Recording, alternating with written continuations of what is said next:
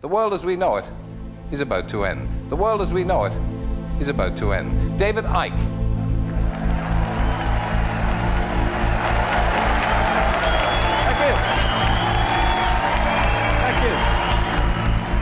The greatest form of control is where you think you're free when you're being fundamentally manipulated and dictated to.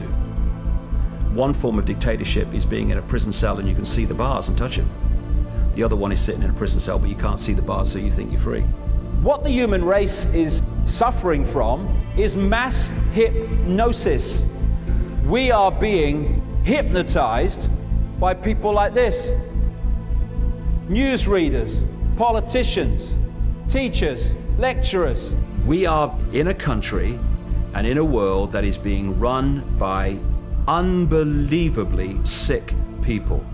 The chasm between what we're told is going on and what is really going on is absolutely enormous. The greatest hypnotist on planet Earth is an oblong box in the corner of the room. It is constantly telling us what to believe is real.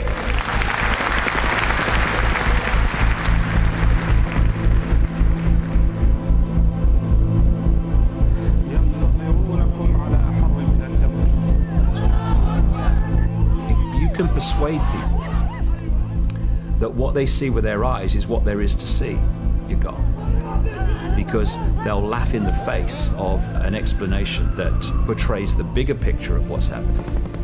And they have.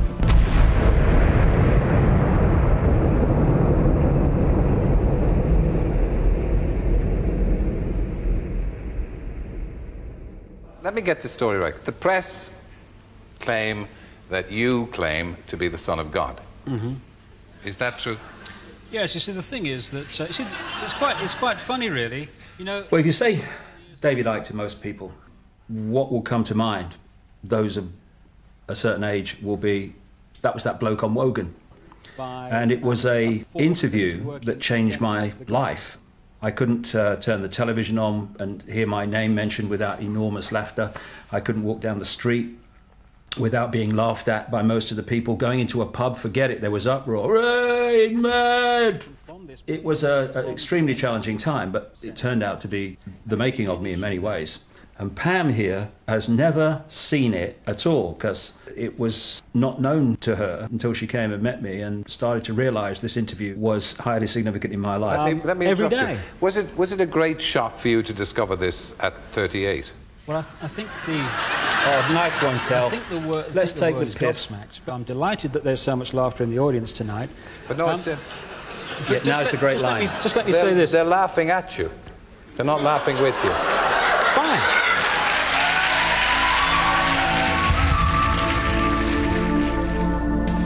For me, watching that, I find it really painful to hear an audience laugh at anyone.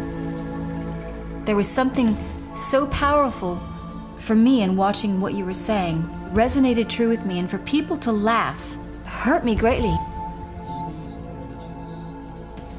I remember one day going out to fetch the washing in, and there was a camera outside filming you just getting the washing in off the line and bringing it in up to the house. And people shouting from the top of scaffolding, "Oi, nutter," "Oi, Jesus," or "Where's your Bible," or whatever. Your family's this, your dad's mad, blah, blah, blah. Whatever the headline was that day, you know. You'd walk around and you'd hear laughing and stuff like that, and it got to the point where you realised that it was because of you. You knew that, you know. I can remember Gareth coming home one day and saying, some boy had said, "Your dad's mad." So Gareth said, "So's yours." And this boy said, "But you don't know my dad." And Gareth said, "Exactly." The hardest thing for me about the whole business that followed the Wogan show was the effect on my family. They were being laughed at, they were being ridiculed, they were being followed to school by journalists and stuff like that. But when I look at my kids now, not Jamie, he wasn't around at the time obviously, but Gareth and Kerry, they are what they are, as we all are, not despite what had happened to them and what they experienced, but because of it. What life tends to do is hide its greatest gifts and present them as your worst nightmare. The mass ridicule that I had as a result of the Wogan show set me free of the prison that most people live in, which is the fear of what other people think. You're looking at the person who has gone on national television and radio in Britain, America, and talked about the fact that the elite families, including the royal family, are beyond the 5 sense level of their apparent human body, not human as we would perceive human. And they seem to take on that level beyond human sight a reptilian form. Now, if you are in any way in fear of what other people think of you, no way, Jose, are you going to start talking and writing about those things.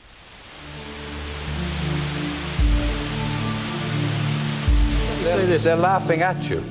They're not laughing with you. Fine.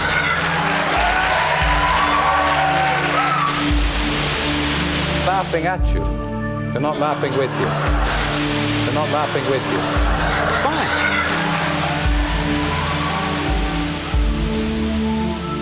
Fine. Towards the end of 1989, I started getting this feeling to go to Peru. So purely on intuition, I got on a plane to Peru. I'm daydreaming, looking out the window. It's like a transit van thing with windows. Suddenly I saw this mound. And as I looked at the mound, all I got in my head was, come to me, come to me, come to me, come to me, over and over. I'm thinking, that mound's talking to me. What's happening? I walked up the mound, and when I got to the top, there was a circle of standing stones. And I walked to the center of this circle, and suddenly my feet started to burn. It's like I'm plugged into the mains. I mean, I'm kind of shaking. And then I heard this line go through my head really clear. First of all, they will be talking about this 100 years from now. And secondly, it will be over when you feel the rain. And then the rain hit me, and it was like, boom, off. I was never the same again. What started to happen was concepts were pouring into my mind. And it was like my mind got to the point where it could no longer filter this information that was pouring into me. And that was the period that I hit the Wogan show.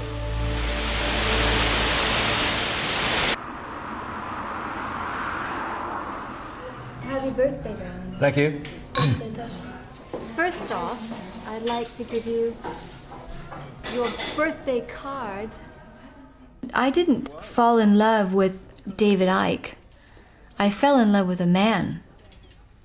I was on a journey myself. My life took me to Jamaica in 1997, August, to a conference, and it was there that I heard David Icke speak about the 5 sense understanding of the manipulation.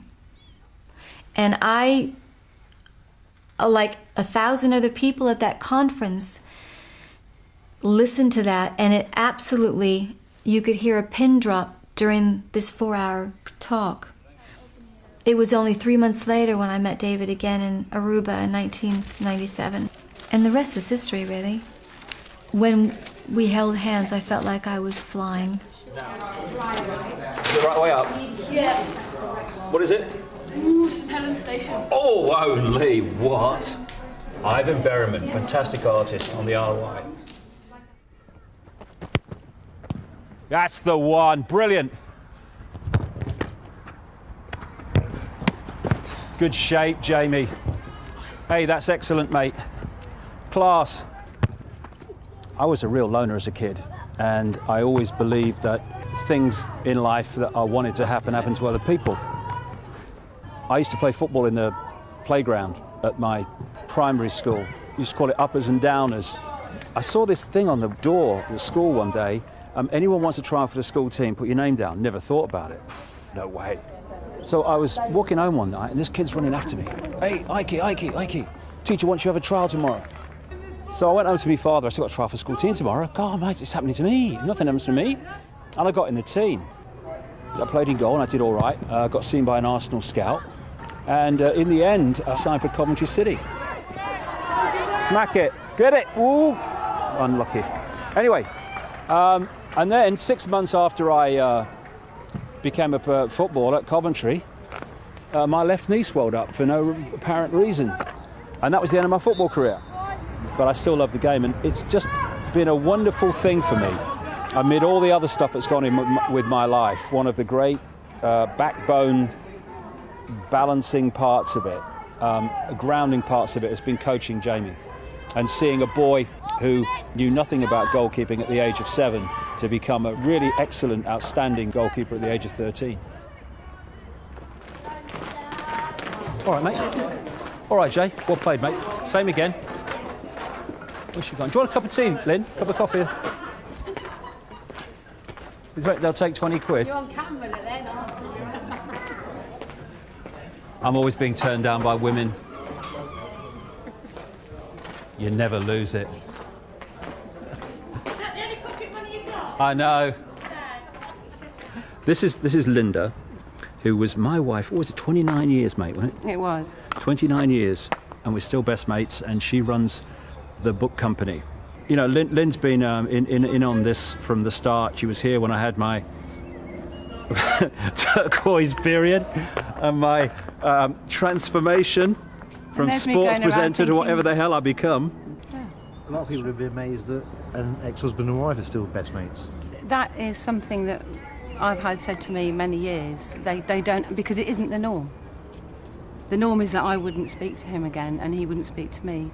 That's people's reality. That's not our reality. We make our own reality. Yeah, see, the reality that we're coming from, and you know, I try to get across to people is, see, things like husband and wife. What is that? What is that? It's some label that at some point in history somebody decided it was going to be, okay, and that you can only have a close relationship with someone if you're husband and wife and you share the same bed. This is all bollocks. It's all programmed, tiny vision of possibility bollocks. It's what you are that matters, not what some label kind of tries to pin on you, isn't it?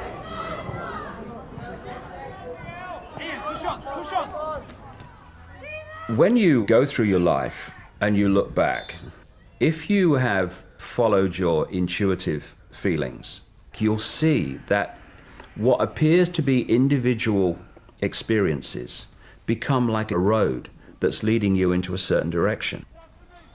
Certain things have led me to where I am now. I went into journalism, which gave me the ability to write simply.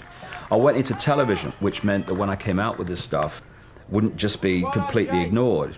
So all these things, when I look back, are coincidences that actually are more than that. They've allowed me to get where I am now.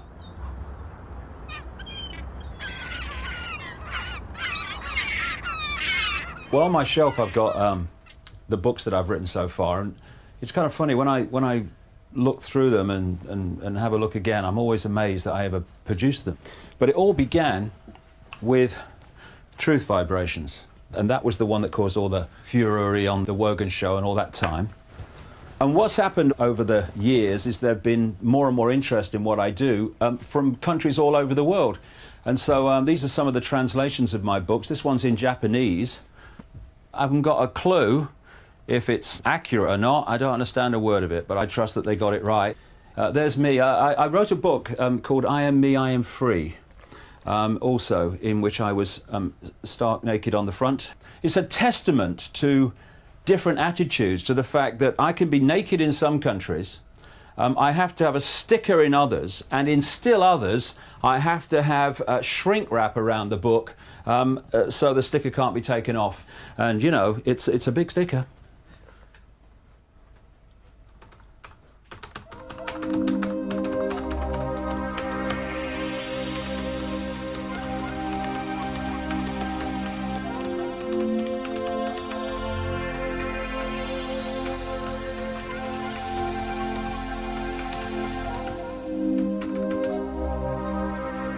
One of the main reasons that people are now looking at my books and what I'm saying in a vastly greater number than ever before is because so many of the things that I've written about over the years are now happening. I said in 1990, we can expect the power and frequency of hurricanes to increase after the millennium. A psychic message said there would be a severe hurricane around the Gulf of Mexico and New Orleans.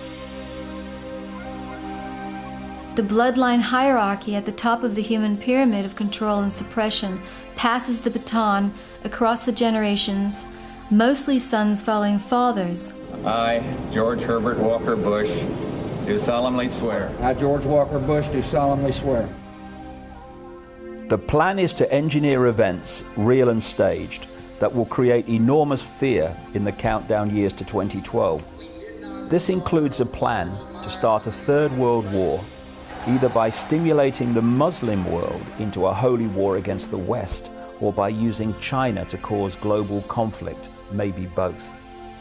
The years after the millennium will see gathering conflict all over the world, to the point where the United Nations will be overwhelmed. January the 20th, 2001.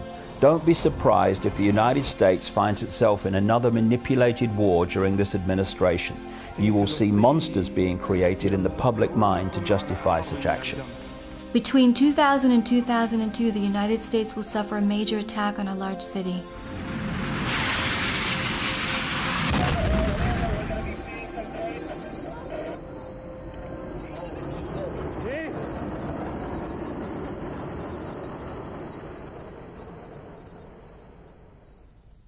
People have perceived me as claiming to be some kind of prophet.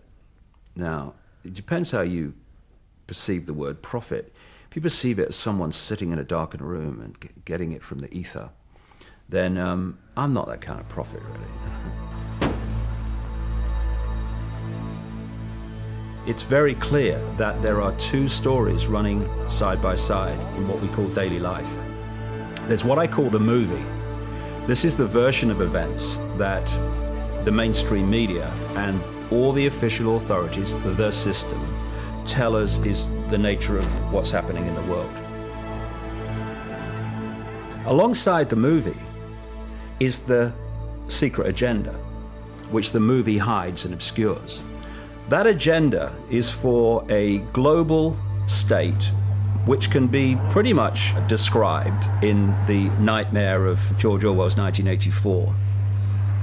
The Big Brother global state, in which there will be a world government, world central bank, world army imposing the will of the world government, world currency, and a microchip population linked to a global computer.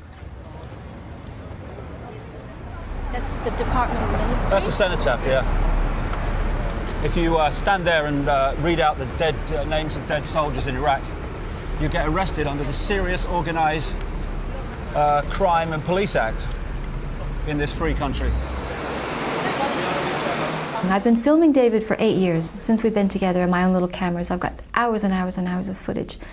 But now it's become more professional. Before, I felt like I was just following David around and I wasn't really doing anything, although I was, but it wasn't enough. And now I've found my canvas.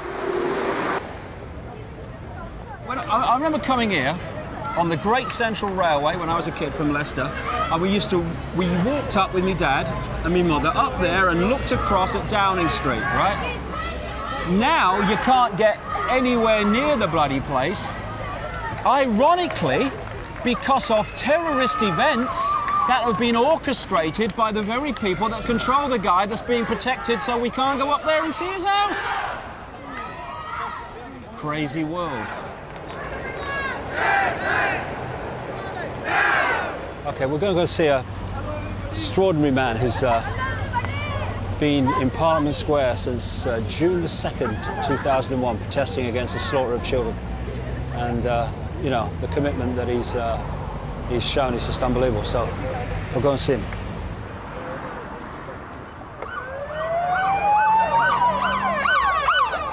I brought that bucket last, mate. How you doing? There you go, I signed it for you. 78 police, 78 police. See how they run, see how they run. They come to us in the dead of night, give us all a terrible fright, deprive us of our human rights. 78 for lice. When are we going to stop killing our kids, eh? Our kids. Well, we're going to stop killing our kids when people get off their arses and toss us like the guy who's just come past here and shouted, "When did you last have a job?" or words to that effect. Realise that the police state is not for people like you and people like me.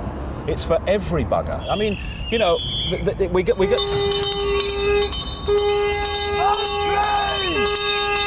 Unclean!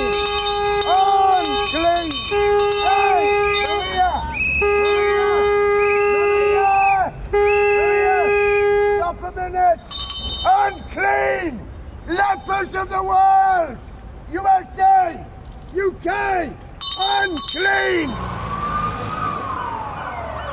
Why are you asking me if I have permission to film in a public place that my taxation pays for?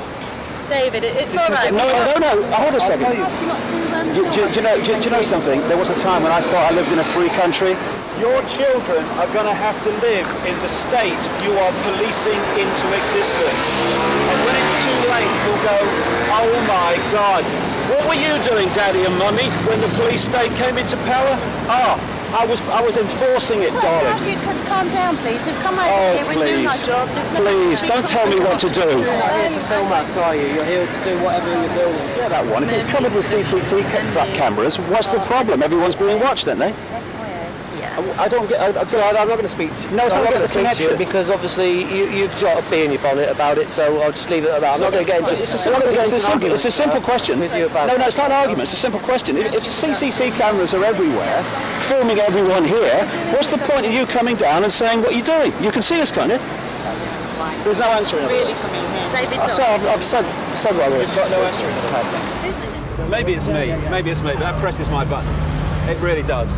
Because, you know, this is supposed to be a free country, supposedly, and you get a camera out in an open public space, which our taxation is paid for, and they come up and start, what are you doing? If that was in Nazi Germany or China, it would be on the news, and the people in there will be going, "See, that's confirmation, police state, human rights, no human rights in China, and all these other places, no human rights in Nazi Germany," and then they do the same, but because it's on the cover of freedom and democracy, it's all different. It's exactly the bloody same.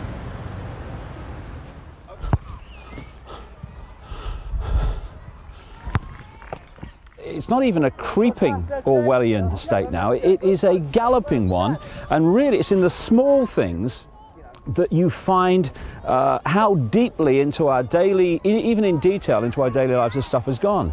Got to ask permission for this, got to ask permission for that, mustn't do that, all the time. I won't have it. Honestly, if people only just deep breath, take a step back, look at it again. The Orwellian state ain't coming, it's here. It's just a question of how deeply we go into it.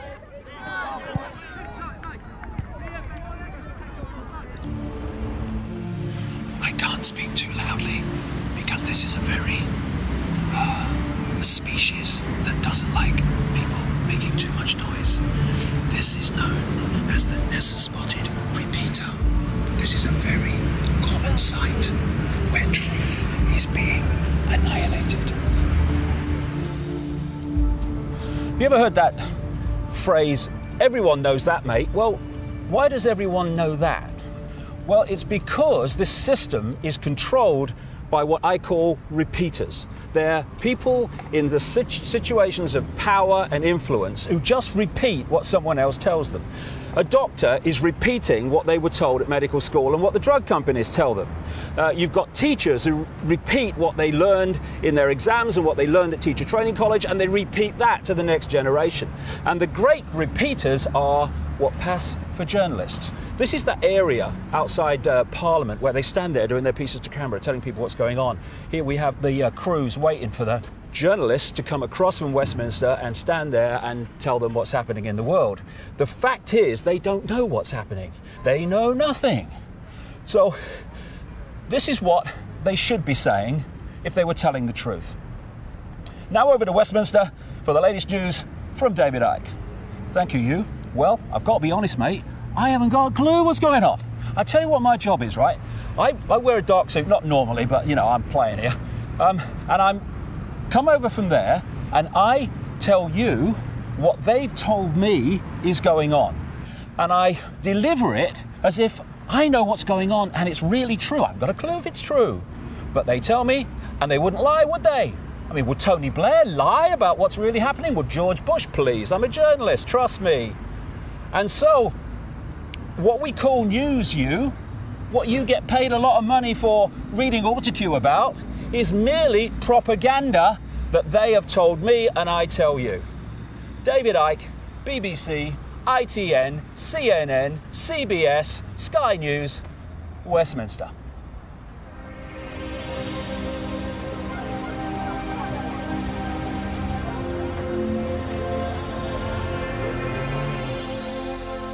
When I started researching the nature of this Orwellian manipulation, it became clear that there are a network of interbreeding bloodlines. What I call and what they call themselves, the Illuminati, which comes from the illuminated ones, have come through history. And as people began to reject overt, in-your-face dictatorship, they became the people who ran the system. You can look at the Bush family, and they are absolutely Illuminati. As presidents of the United States go, Father George Bush, I mean not the idiot's son, but Father George Bush, is higher in the Illuminati than most of them. The British royal family are one of the Illuminati bloodlines. It's all about genetics to these people. They're like horse breeders. Diana basically called herself the Windsor's brood mare. She was brought into the web merely to be the vehicle to give birth to William. You look at Charles and you look at William, and there's very much a resemblance. But when you look at Harry, well, maybe it's just me, you know.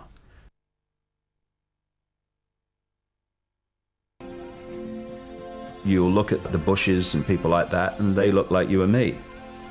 The key element is what happens beyond the realm that we can see. This is what the Illuminati bloodlines really are.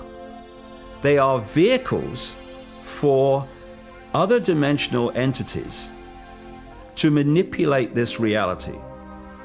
These entities, many of which take a reptilian outer form, are manipulating this world through these Illuminati bloodlines.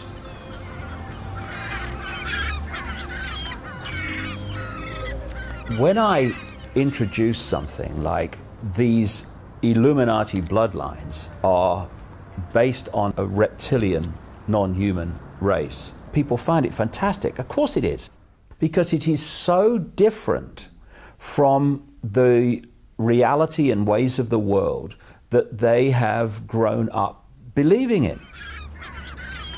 The mainstream media, they want to report, because it's funny, that I am saying these bloodlines are reptilian.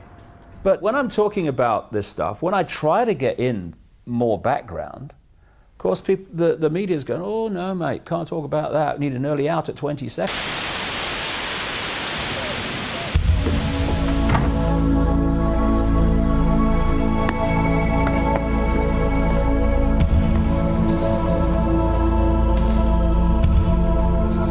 First time I made this journey was on a paddle steamer. I fell in love with the Isle of Wight when I was such a small kid. I remember at infant school, I used to play Isle of Wight ferries in the paddling pool. So I was that far back, and I always wanted to live here, and I made it in 1982. And I used to go up to the BBC and back all the time. So I've made this journey so many times.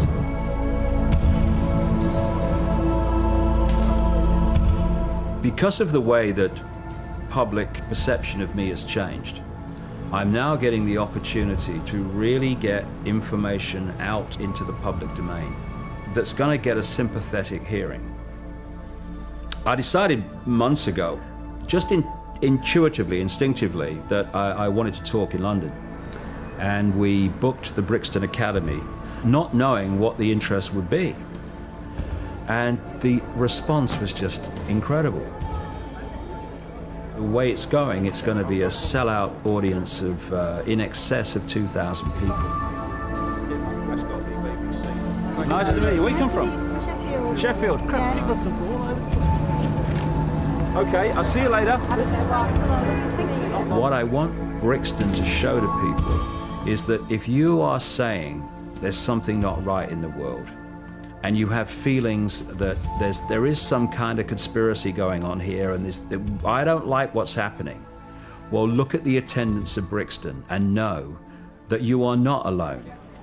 Folks, tickets in your hands, please. Thank you very much. Keep action. Thank you. May I ask you a question? Certainly.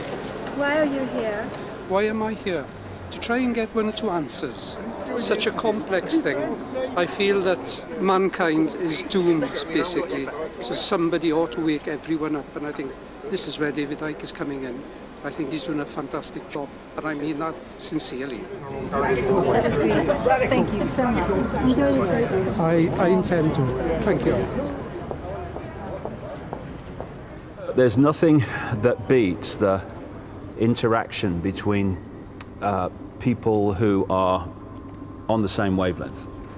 And when we came here, what, 2 years ago? No, it was last June. Was it last year? Was it really? Crikey, time flies. We kind of filled the bottom section and just 1 or 2 seats at the top, and it looks like it's going to be a sellout this time.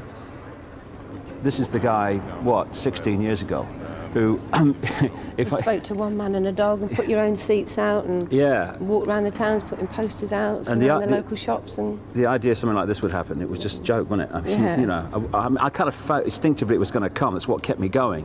But at the time, it was like, you know, dreamland. Well, like you say, it's a big awakening when people are out there. A number of people that phone our office and say, we live in a fascist state. You know, what is this?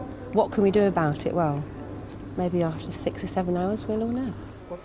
Well, I was reading his books, as I always do, and now I can't believe I've actually seen him face to face. But I take it all very seriously, and only a fool wouldn't. He's a great man. It's like a pilgrimage, yeah? See, everything he said 10 years ago, and that I thought, that's impossible, it's all come true. Well, he's got me convinced, and there's no turning back.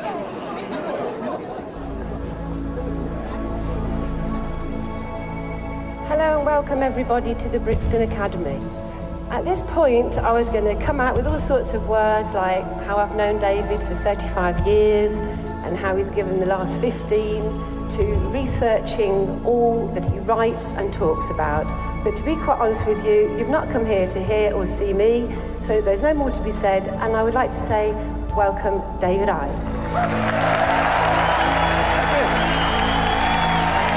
Thank you. Thank you very much.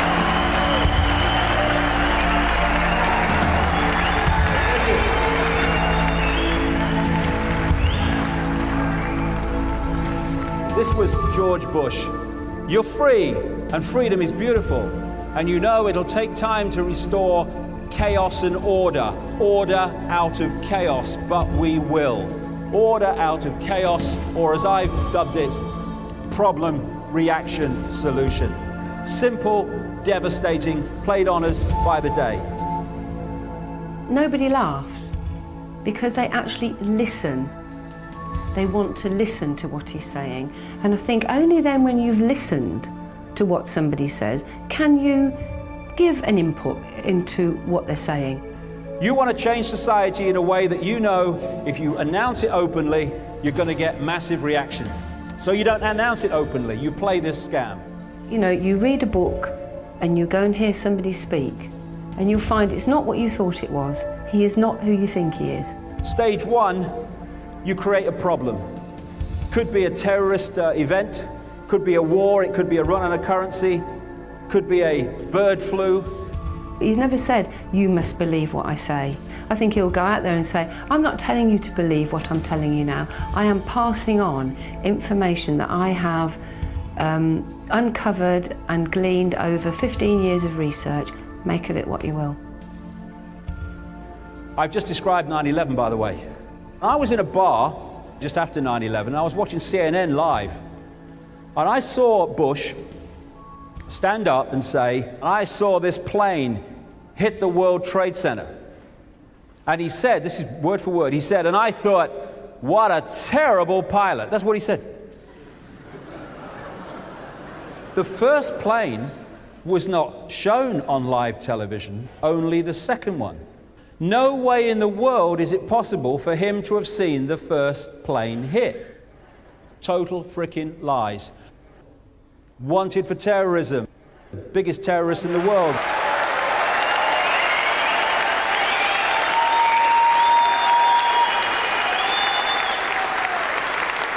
I've had the hands-on healing and I've had the acupuncture and I've still got verbal sodding diarrhea. I can't shift it, I can keep talking. But if we come back in 1 hour and then we'll go into the last part, which is the most important. Thank you very much.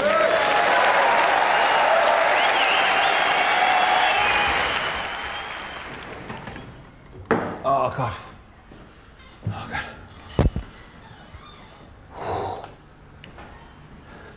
I am so naked. All right, mate. We've not met. Grab a seat. Do you want a drink?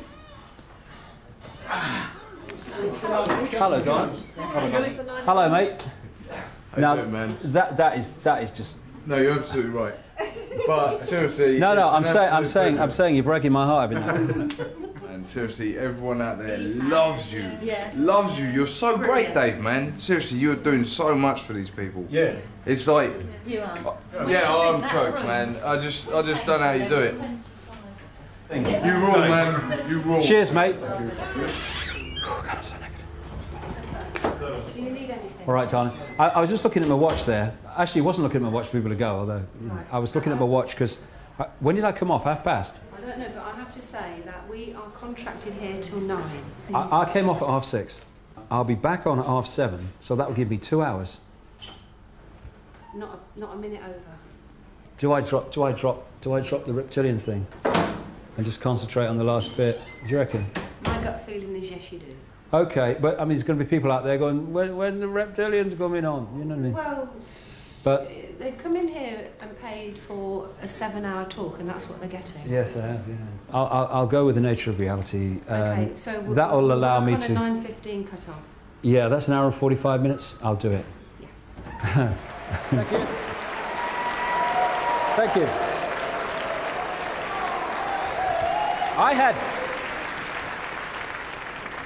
I had an experience over the last week. My mother died. She was in her 80s, and I went up for the funeral.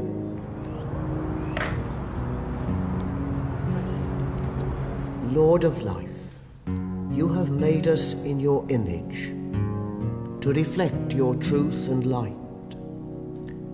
We give you thanks for Barbara, for the grace and mercy she received from you. First of all, I faced some challenges in my life, but getting through this is going to be one of the biggest. I went up for the funeral, and I was asked if I wanted to go and see my mother in the coffin. Now, I would have said no, I want to remember her as she is, but something said to me, go, go, go. You know, I went down to see my mother, and she was lying in the coffin this morning. And next to her was that picture. And I looked at my mother in the coffin, and I looked at the picture. That had no life. That was full of life. That was my mother. That was the computer with my mother gone.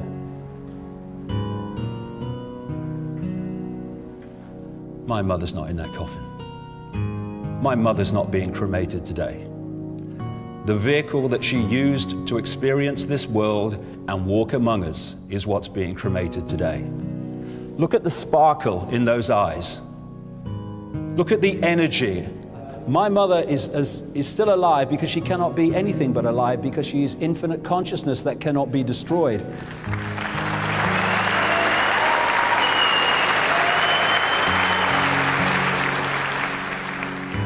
All that was my mother has simply left this tiny frequency range that our eyes can perceive and now exists on another.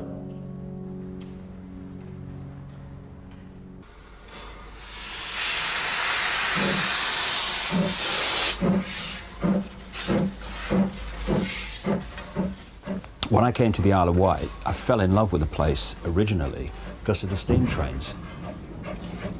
And we come here quite a lot, don't we? Yeah. But we also go all over the country, me and Jay. We have a holiday every year, don't we? Yeah. And we go to steam train lines in different parts of the country. We've seen virtually all of them now. We haven't been to Scotland, have we? No. And we're going to Wales this year, the Llangollen Railway, which is beautiful. So you kind of it's strange life. You move from these kind of really big questions to, you know, what engine's on Avon Street today, you know, and Leicester City going to stay up, don't you? Only you think about that. Well, only you think. I don't think that's true. I'm sad. Well, you support Portsmouth, so we've got that in common. Why should we believe you? So I am asking no one in this theatre, no one watching this programme, no one on this planet to believe a word of it. But why are you saying it then? Because the fundamental law of creation is that of free will. And I frankly don't care what anyone thinks. They have free will to make their own choices on what is said. I say wait and see. Ladies and gentlemen, David Icke. Thank you.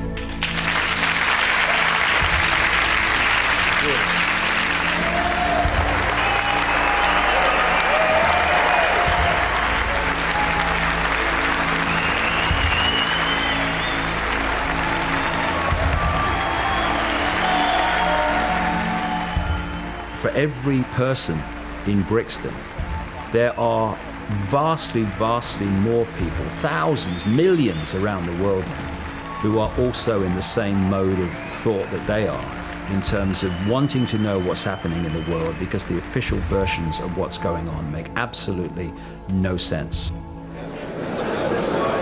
it was a little bit hard to swallow, but it's all the facts that are backed up. You know, there's evidence. A bit too much for the baby, he fell asleep. He got very excited, especially about the Illuminati.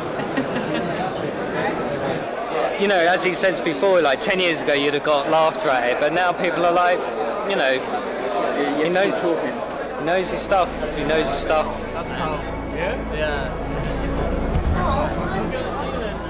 Yeah, I feel like I've died and gone to heaven. Great day. Well done, David. You enjoy it, Jay? Yeah, I watched the last hour and a half. So. Did you understand a lot of it in the end? Yeah. That's how you create a life that you want, mate. That's how you create a life you want.